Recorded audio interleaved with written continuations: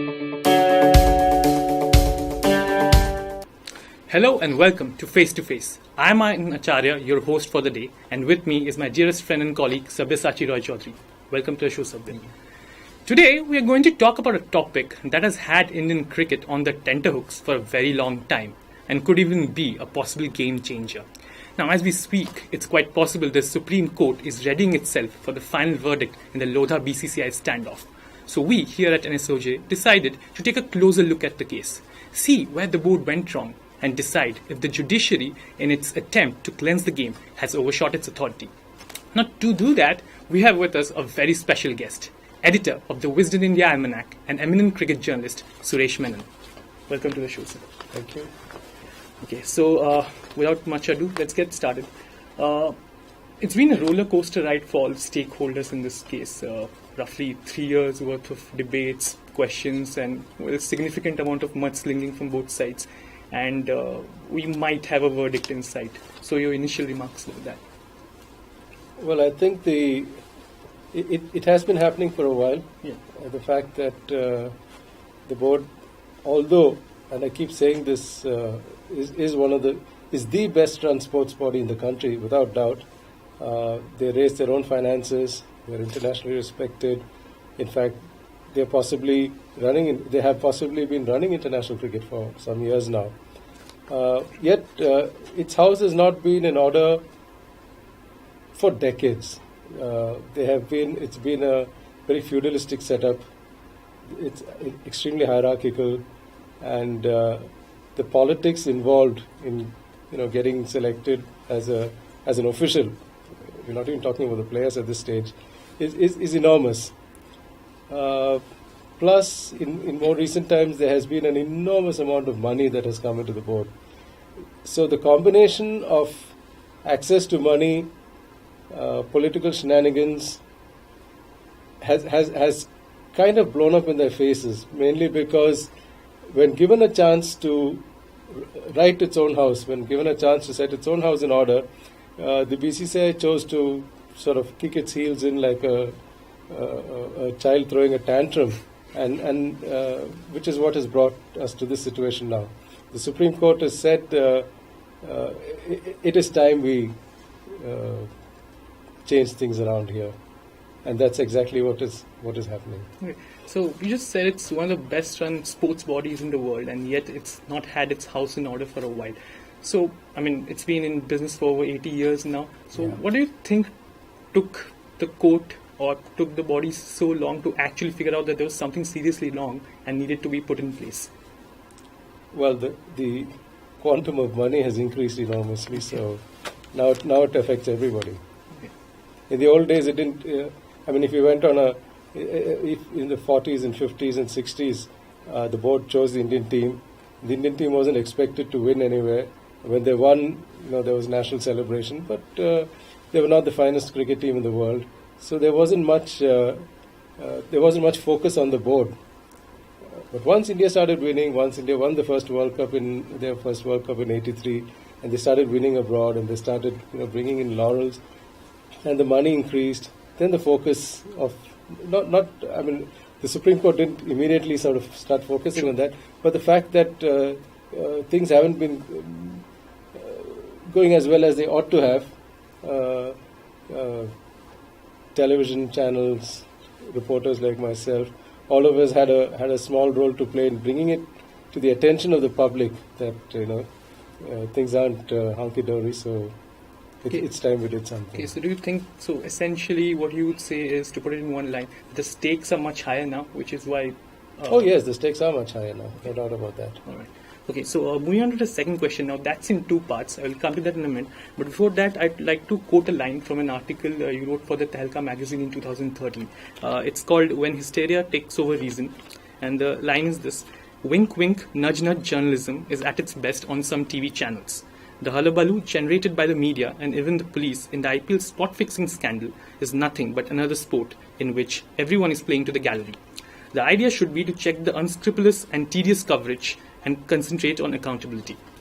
Now, with that as a context, what do you think about the media coverage of the spot fixing scandal in 2013 and subsequently of the Lodha coverage?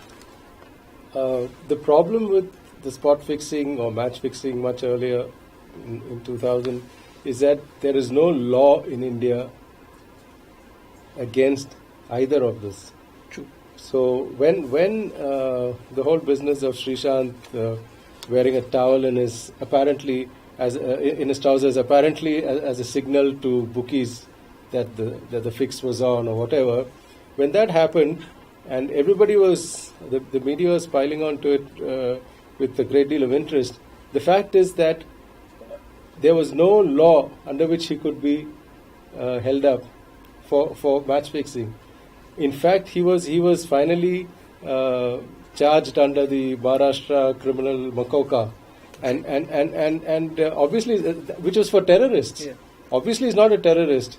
He's not going to be convicted for being a terrorist, for carrying whatever. You can't make an argument that some of the money he might have got possibly came from a source that also funds terror. I mean, that's too vague. That's too.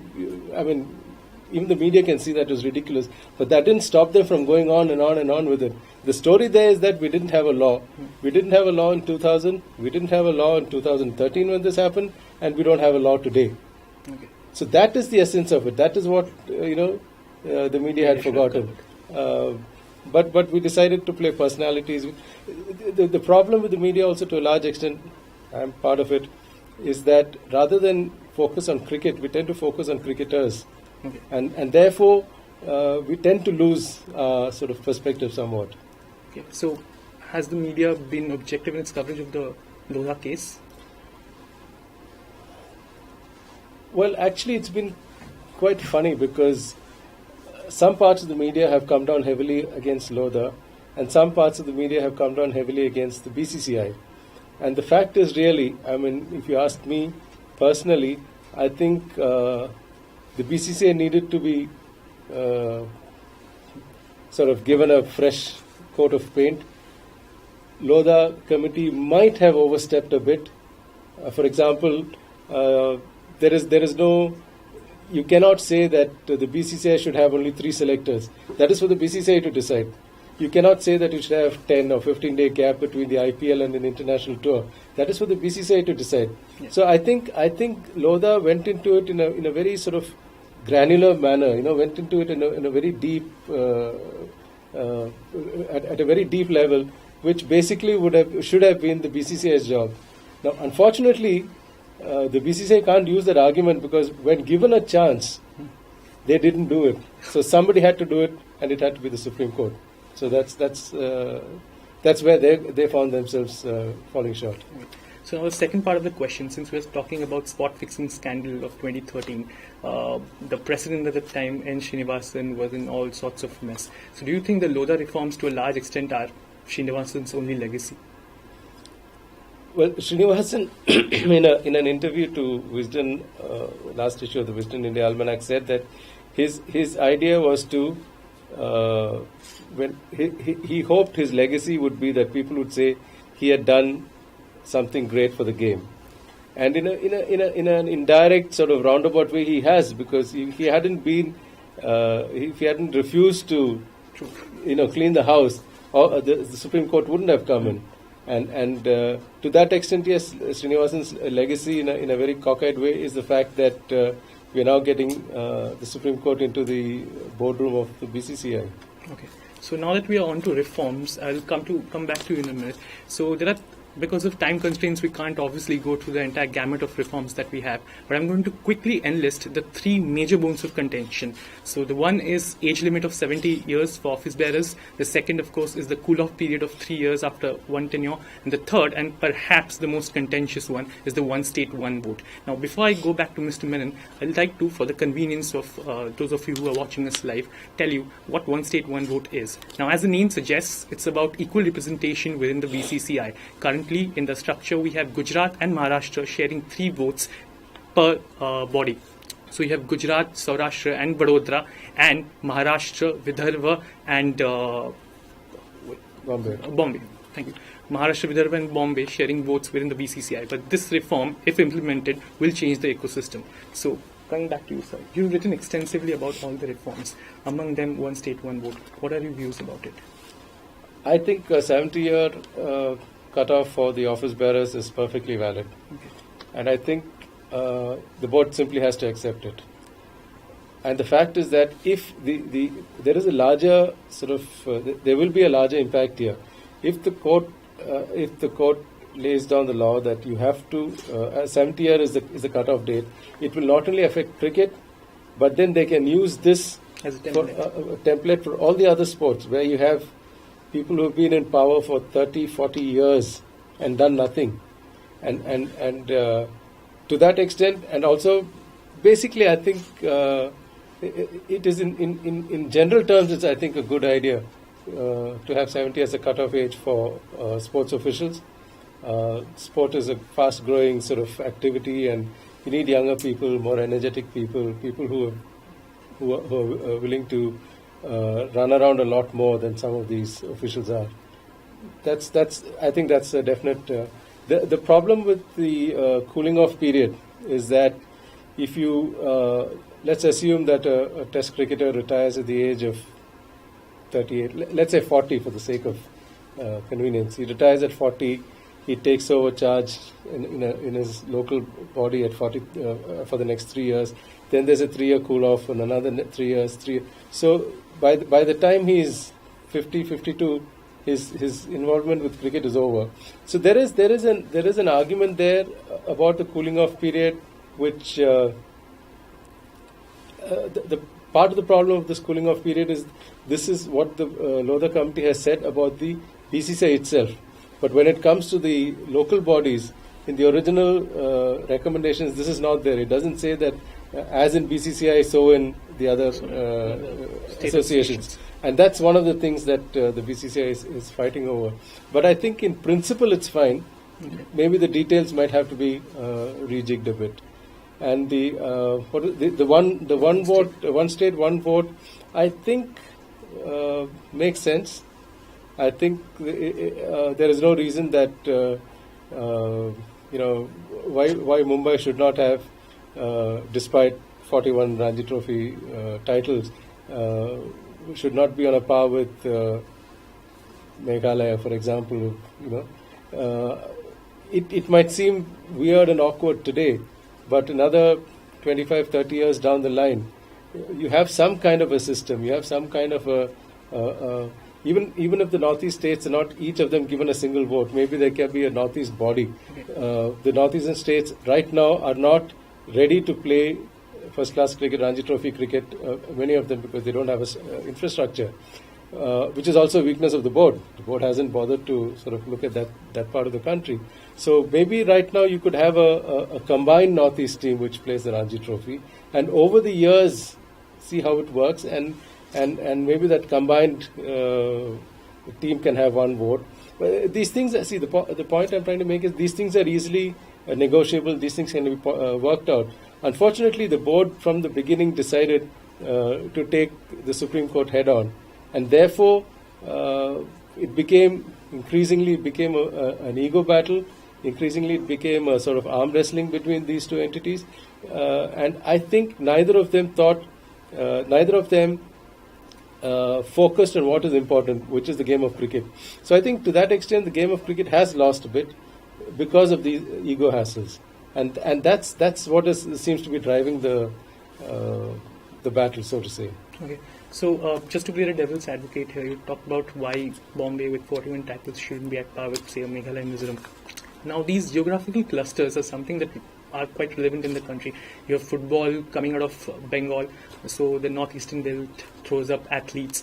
And so what's the problem if, say, a certain Bombay or Vidarbha or Vadodara with such deep cricketing traditions have a larger say than the northeastern states?